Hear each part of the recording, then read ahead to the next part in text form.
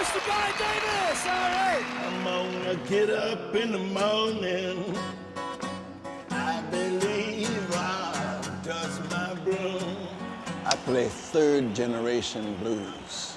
Before me, you had people like Taj Mahal. Before that, you had people like Muddy Waters. Maybe I'm fourth generation. You go back to Charlie Patton. So I believe I'm part of the line of the legacy. Girlfriend, the man you been loving, you and him could have my room.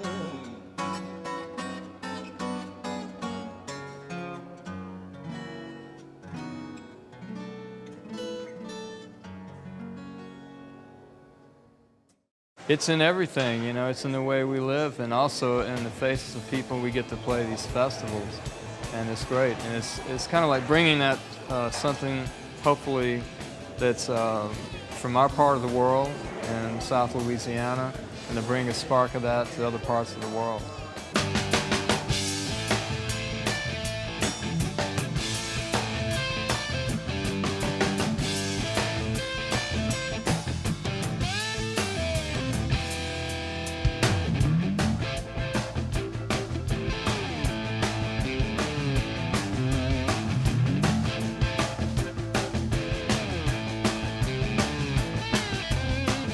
I found it inspirational. We've been talking about this gig since the last time we played it in 1997. And we've been telling people everywhere else about it. It was very magical.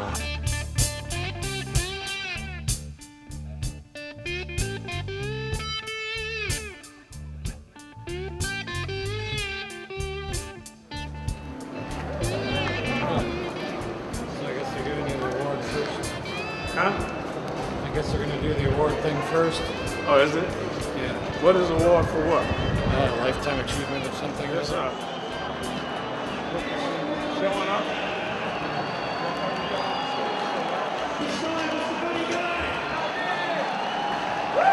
Mr. Buddy Guy. A life for blues.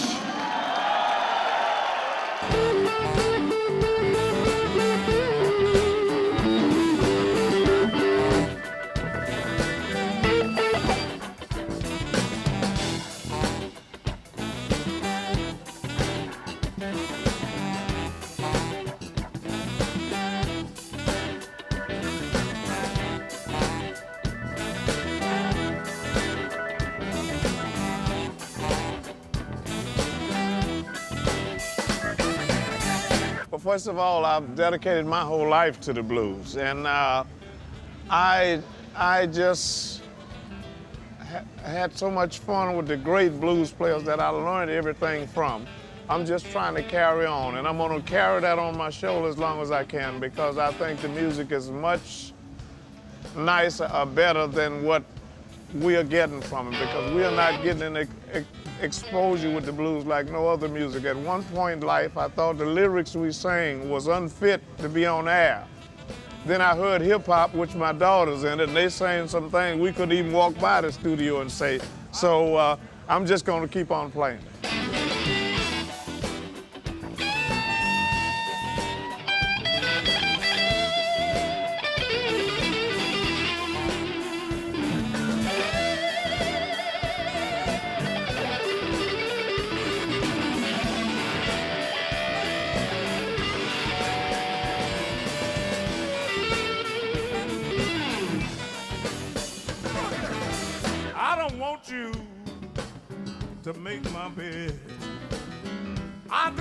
want you, woman, no, don't rub my head.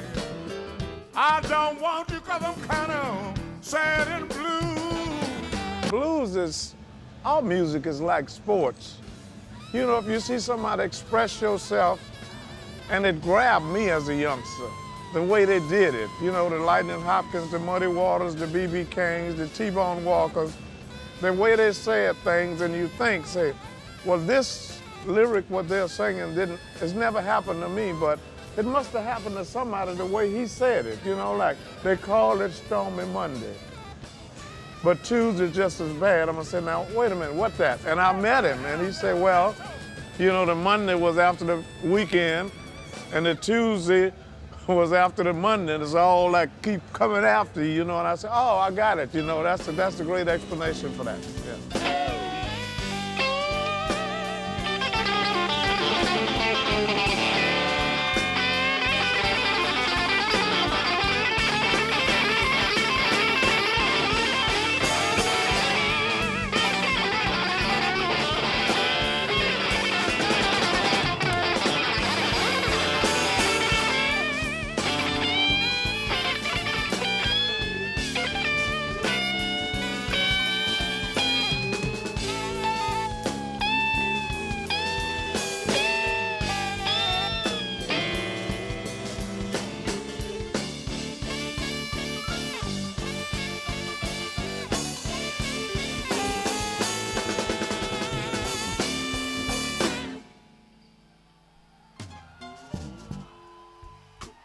You see, I broke my guitar string.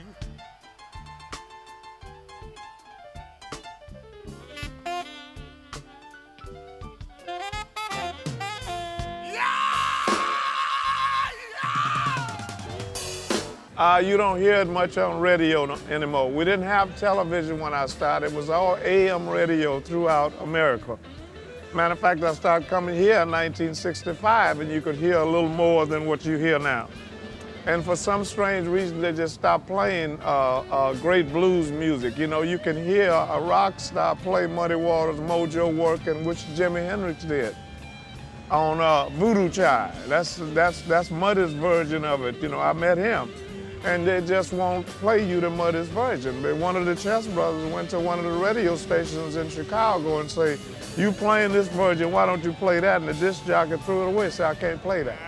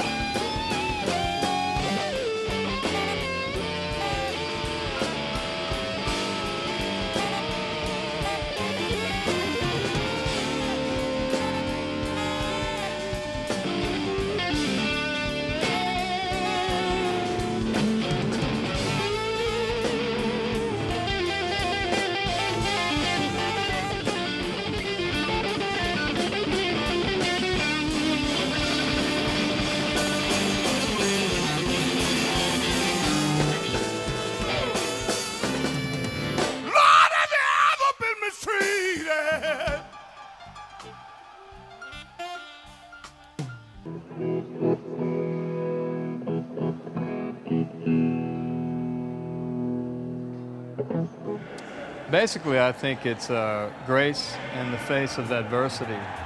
And I was raised in South Louisiana, so there's a great culture there from the Cajun and the Creole people.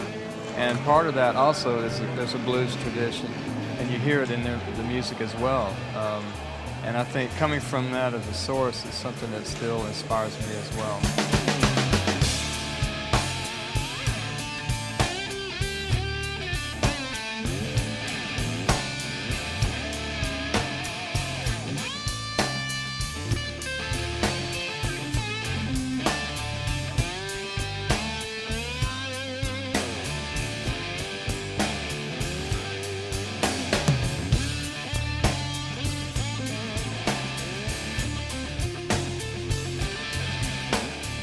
There are subtle differences from some places to others, and it is interesting, and you begin to see a pattern, you know, when you move about different countries and different parts of the world.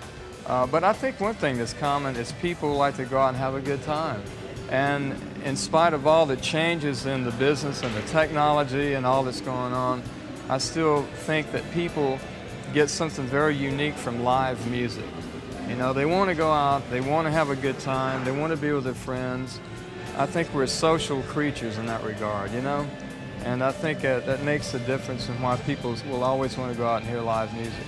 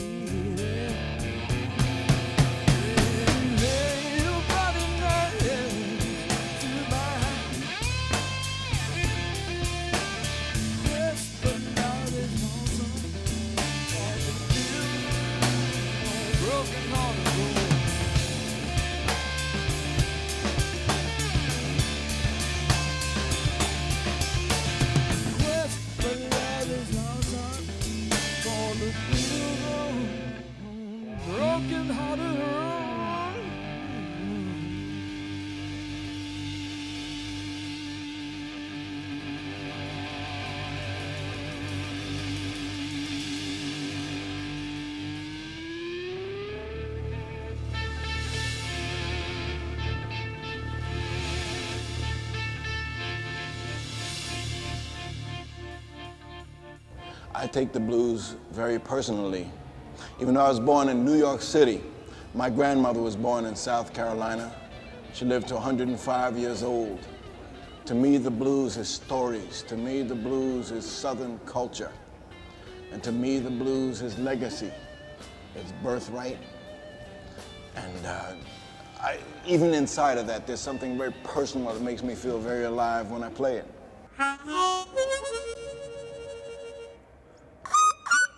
The key elements in blues. Well, this could get a little tricky, Rick.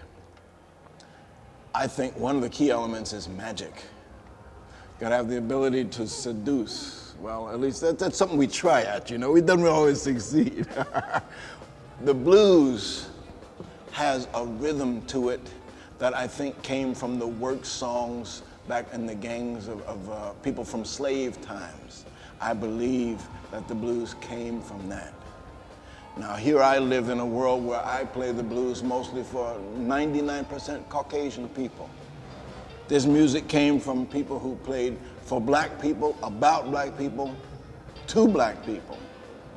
This is the new millennium, and this music is in danger of dying out. I see myself as hanging on to it, hanging on to that thread, and trying to pass it along.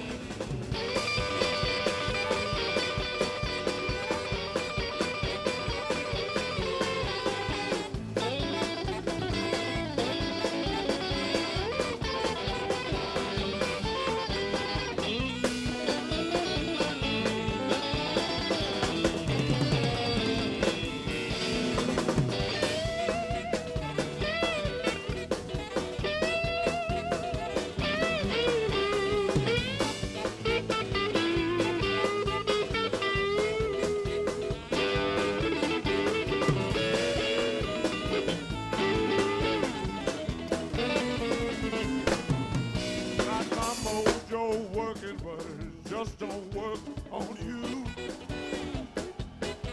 Got my mojo working, baby. Just don't work on you. I wanna love you so bad, but I don't know what to do. I'm going down to Louisiana, gonna get me a mojo hand. I'm going down to Louisiana, baby, get me a mojo. Show you women how to treat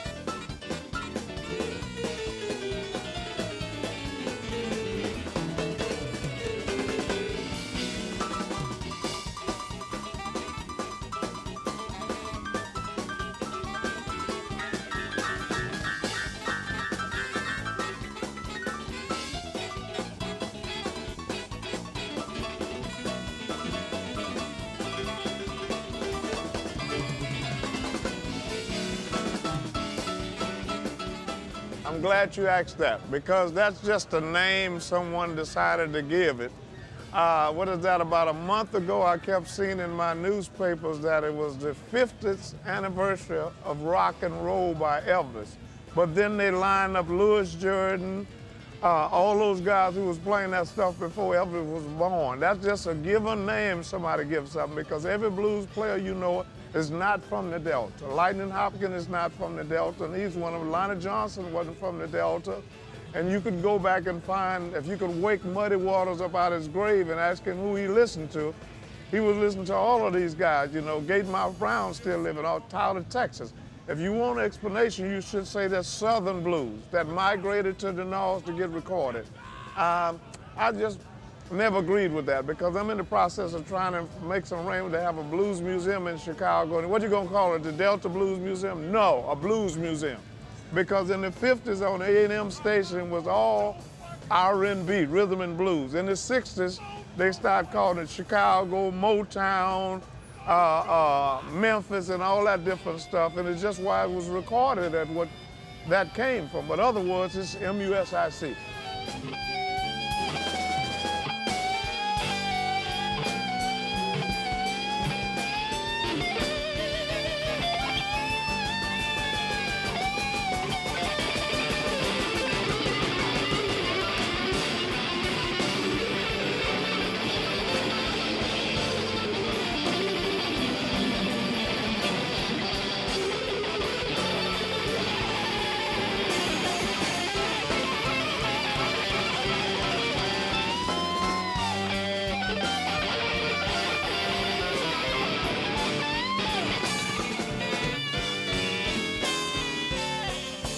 I think it's a universal language, and it comes from roots music.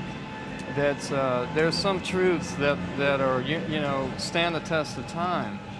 There's a lot of music that's really a fad. It's here today and gone tomorrow, but a lot of the greats, even while B.B. King is still out there doing it, Buddy Guy, who's here tonight, and those cats have been doing it for a long time. But that truth that they sing about, it's in their music. You know, people still pick up on that. Hello in there.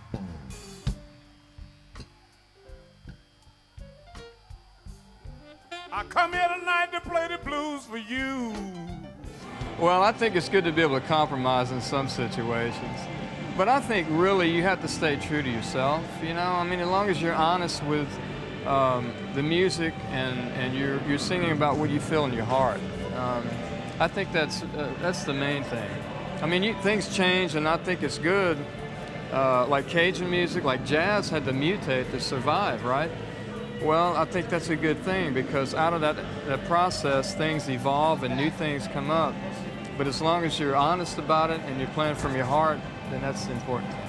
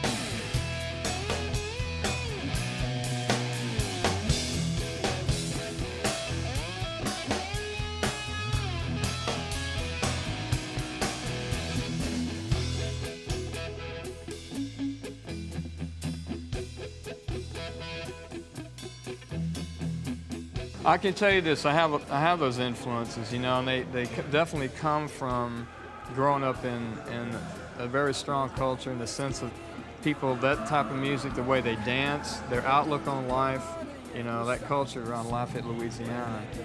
But a lot of that for me still comes from my heroes that I grew up listening to. So there's a little bit of everything in there.